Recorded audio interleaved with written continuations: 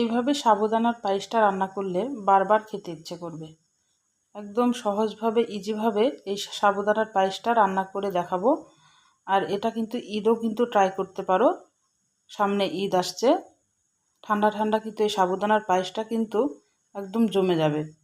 আসসালামু আলাইকুম, হ্যালো বন্ধুরা, তোমরা কেমন আছো? আশা করি তোমরা ভালো আছো। আমি আলহামদুলিল্লাহ ভালো আছি। আমার শখের কিচেনে তোমাদের সবাইকে স্বাগতম। প্রতিদিনের মতো আবারও একটি রেসিপি নিয়ে আসলাম, সাবুদানার পায়েস। চলো আমি কিভাবে রান্না করছি তোমরা দেখতে থাকো। আমি এখানে 2 কাপ দুধ নিয়েছি, গরুর দুধ নিয়েছি, লিকুইড দুধ। আর এখানে মশলা দিয়ে দিলাম, দারুচিনি, এলাচ দিয়েছি আর তেজপাতা দিয়েছি। দারুচিনি দিয়ে নাই আমি, সবুজ এলাচটা, ছোটো এলাচটা দিয়েছি 2টা, আর তেজপাতা দিয়েছি। এবার দুধটাকে একটু ঘন করে নিতে হবে।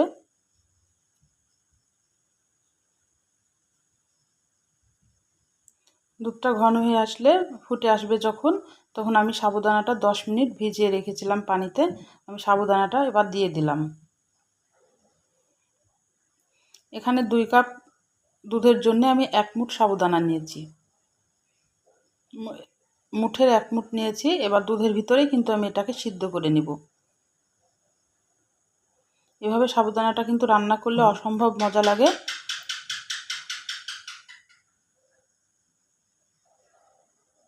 এবার অনবরত নাড়তে হবে, কারণ তলে যেন লেগে না যায়। এটা তাড়াতাড়ি কিন্তু লেগে যাওয়ার সম্ভাবনা থাকে, এই কারণে কিন্তু চুলার কাছ থেকে চলে যেতে হবে না, এটা কিন্তু নাড়তে হবে। এবার আমি কিছু বাদাম দিয়ে দিলাম। এখানে আমি কাজু বাদাম দিয়েছি আর কিশমিশ দিয়েছি, তোমরা যে কোনো বাদাম দিতে পারো।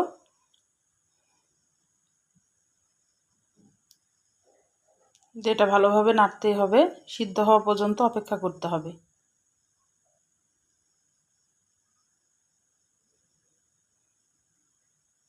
আমার আর একটু সিদ্ধ হবে, কারণ ভিতরে একটু সাদা সাদা ভাব আছে।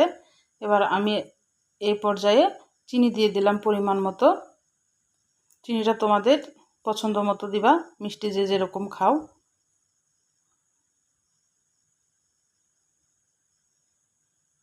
আমার 80% সিদ্ধ হয়ে গেছিলো, আর 20% আছে। ওই পর্যায়ে কিন্তু আমি চিনিটা দিয়ে দিলাম। চিনিটা কিন্তু এই পর্যায়ে দিতে হবে, না হলে কিন্তু সিদ্ধ হতে চাইবে না প্রথমে যদি চিনিটা দেওয়া যায়।